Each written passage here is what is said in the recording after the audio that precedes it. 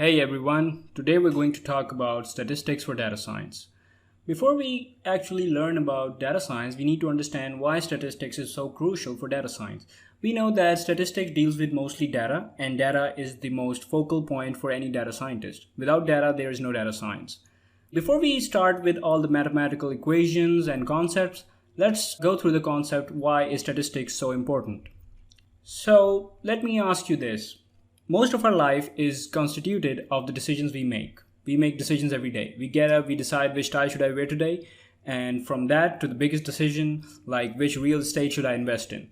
So our life, our everyday lives are basically decisions, and we actually are making decisions so unconsciously in a split of a second, but we're doing that almost always continuously, even now.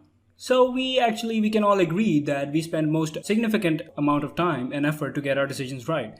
We need to get these decisions right in order to have a happy life, in order to succeed, in order to feel good about yourself.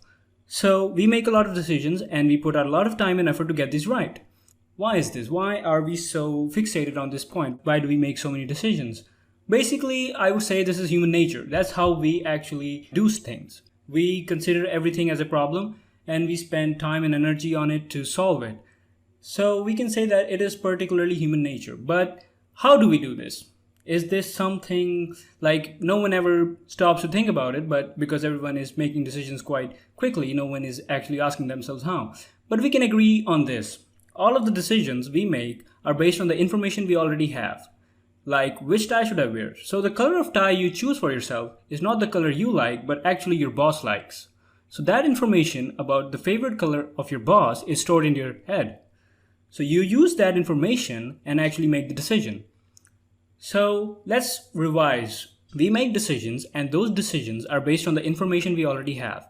That information can also be called as data. So we're using the stored data in our memory to make decisions, and hopefully we need to get those decisions right.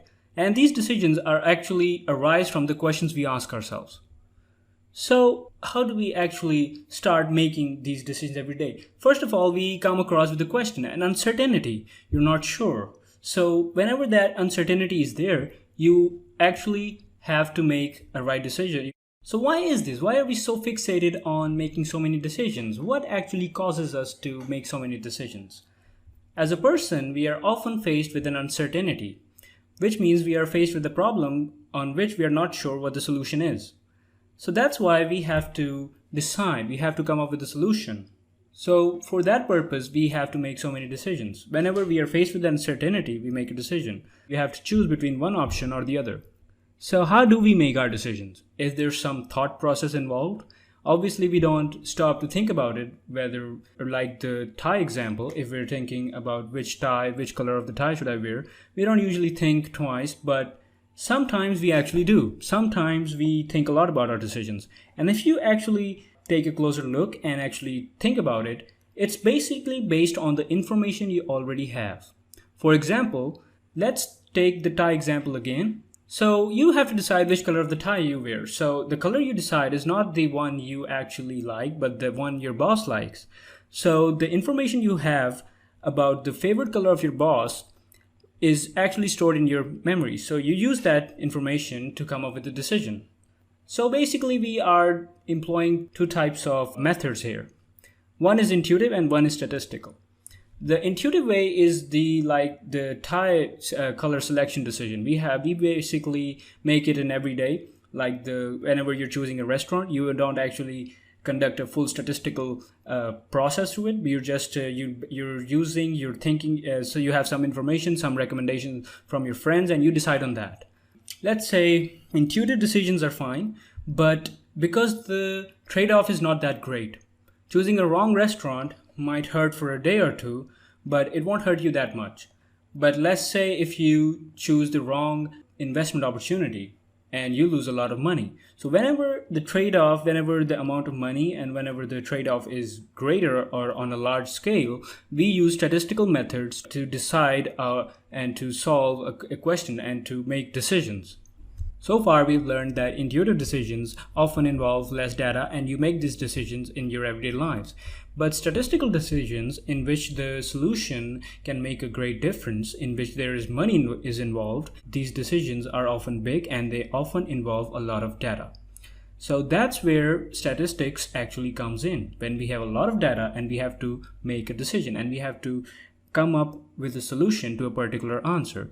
And how do we come up to that solution is basically where we employ the use of data science. That's where data science comes in. You have a data and then you use statistics to describe the data and to infer from the data, and using all that information is actually used in the further phases in the later on stages of data science. So let's take a look at this Venn diagram.